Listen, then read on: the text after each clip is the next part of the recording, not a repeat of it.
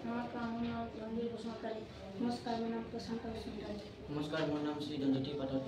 नमस्कार मेरा नाम नमस्कार मेरा नाम दिया बसंत।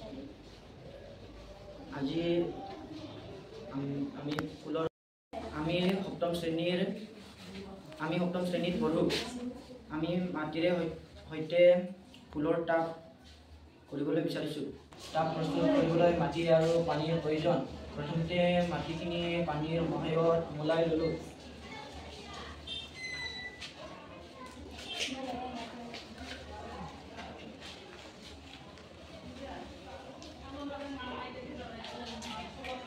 আৰু মাটিখিনি যাতে নিকটীয়া হয় তাৰ প্ৰতি লক্ষ্য ৰাখিলোঁ। তাৰপিছত আমি টাবটো আকৃতি দিবলৈ এনেদৰে আমি টাবটো সুন্দৰ আকৃতি দিলোঁ।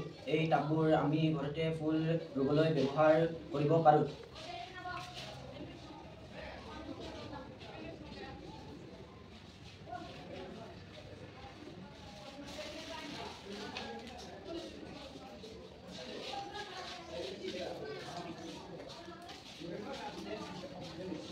ই অতি কম খৰচী আৰু সহজে প্ৰস্তুত কৰিব পাৰি। এনেধৰণৰ কৌশলেৰে আমি ভৱিষ্যত স্বাৱলম্বী হ'বলৈ পাৰিম বুলি আশা কৰিব পাৰোঁ।